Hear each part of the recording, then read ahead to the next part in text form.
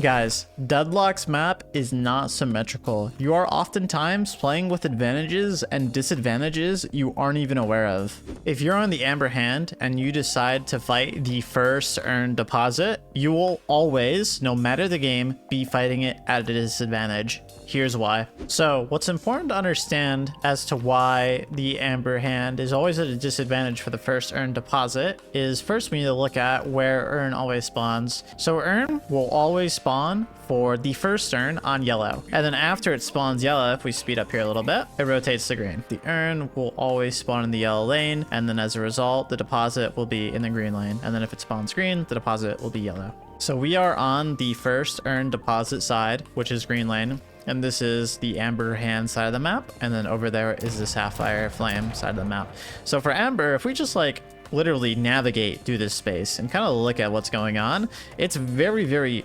difficult for us to fight this earn. We have this big building here. When we go through here, there's this building covering like the deposit. You can't shoot it. You know, when you're standing here, you're pretty far away. You don't have any high ground to plan. You can plan this bridge, but this is like contested space. Now, if we look for Sapphire, on the other hand, which is the other side, right? You have this little arch you can go under. You have this little jump pad you can use over here to get to the height. This height, that is. You can play from this height. You could play on this high ground that you have naturally. If we kind of zoom out, you have this natural high ground that Amber doesn't have. You can kind of see the ground is flat here. And then Sapphire has this high ground. I'm referring to left and right side because, as you know, the lanes are not symmetrical. So Amber yellow mirrors Sapphire green and vice versa. So instead of saying Amber green lane or Sapphire yellow lane, I'm just going to say the side of the map from the perspective of the player, because the lanes will be the same no matter what perspective you're looking at in the context of left and right. On Amber side, the right side is green lane and the left side is yellow. And on Sapphire, it's the other way around. Right now, we're still in green lane. What I want you guys to observe is the distance from the bridge to each side's high ground, which is the top of the staircase. This left side, the distance from the bridge to the high ground is longer than this side. So what we can say, what we can kind of summarize this point to be is the right side of the map will always be the long lane, while the left side of the map will always be the short lane. And this is mirrored, by the way. So if you were of the go to yellow lane, you would find that the left side here would be shorter and the right side would be longer. It's just mirrored lanes, basically.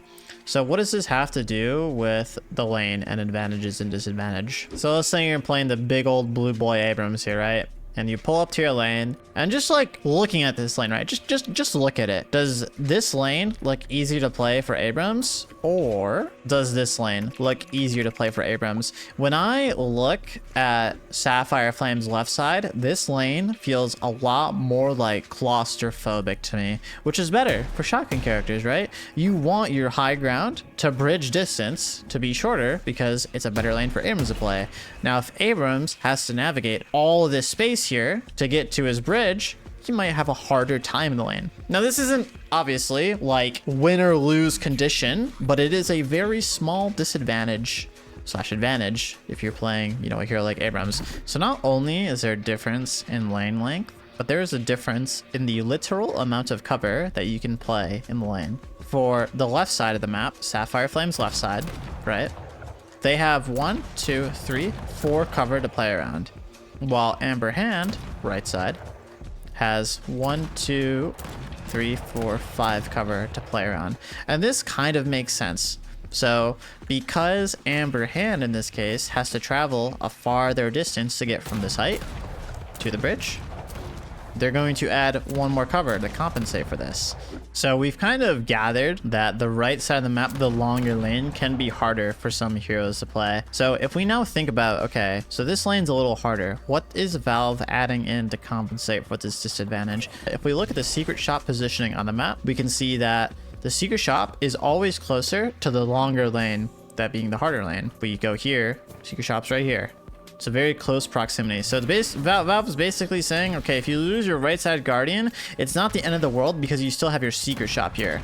Another thing that Valve does to make these lanes imbalanced is the farm concentration on each side of the map. I want you to look at our left side here, and I want you to look at our right side here. So factually, you can add all the numbers up and do your math. There is more soul value on your left side of the map. Doesn't matter if you're Amber or Sapphire, your left side of the map has more farm than your right side of the map. So let's go back now to the lanes and whatnot. So we said that, okay, right lane is a lot harder to play sometimes for some heroes, and if you lose your lane, you have the secret shop there. So if you also lose your lane in this case, what does the enemy do after they win lane?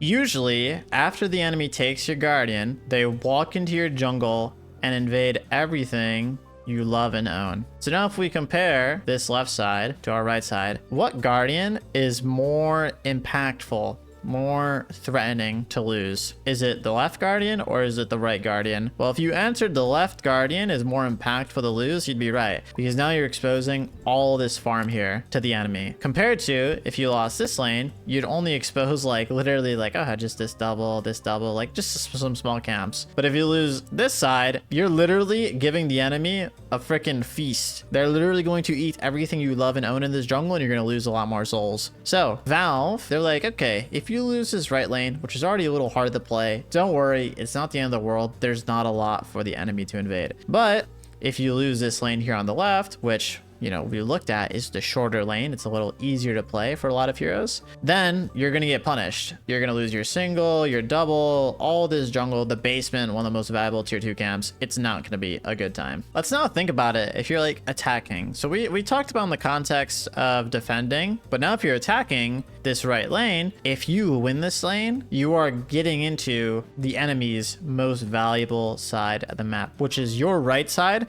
which is their left side. I hope I'm not confusing you guys too much with this left and right side shenanigan talk, but it's the only way I can kind of go about it. So if you win this right lane, you get the bounty, the feast. But if you win this left lane, which is already a little easier to win, you know, you're only getting this. You're not getting as much as if you were to win this right side. So it's just like an interesting kind of imbalance. There's a lot of ways you can approach and abuse this imbalance. There's a lot of ways to think about it. All right, guys, last thing I want to go over is this tier 1 camp. So if you notice on the map, there's a tier 1 camp that exists for the left side, but there is no tier 1 camp on the right side. These tier 1 camps spawn at 2 minutes, so they're meant to be gotten very, very early. And if you funnel these camps to one of your heroes singularly, like they just get all the camp souls by themselves instead of splitting it, that hero is going to hit their spikes, hit their ult, hit their buys before the enemy does, because they have a tier 1 camp and the enemy doesn't have a tier 1 camp, right? That has a lot of implications when it comes to winning the lane, because if you're hitting your tier 2 charge shot, your tier 2 barrel before the enemy hits their, I don't know, tier 2 fixation or whatever, you're going to be at a huge advantage. Now, this advantage is not like, oh, you're gonna guarantee to win the lane because you have the tier 1 camp, right? But it's a slight little push that Valve adds into the game to make it more likely for you to win the game. What I want you guys to do is I want you guys to go into the Deadlock map and just explore and find all these other imbalances that exist, because these 6 that we went over today are not the only ones. There are so many more, guys. It's insane. Like, for example, if we look at the jungle here, not even for the context of the urn, but just in the context of the jungle, like, look, they're more high ground, a lot favorable for the Amber Hand in this case. And then this area is like, I mean, there's high ground, but it's not like, look at this and then look at this, guys. I mean, it's night and day. There's a clear design intention with, you know, what Valve wants to do with each side, left and right, respectively. So anyways, guys, that's all I got for you today. More educational videos coming soon. Make sure to drop a like, subscribe, comment with some things you found. And if you're interested in getting coaching, go to coachlock.gg to get that done by me specifically. So have a good rest of your day, guys, and I'll see y'all later. Peace out.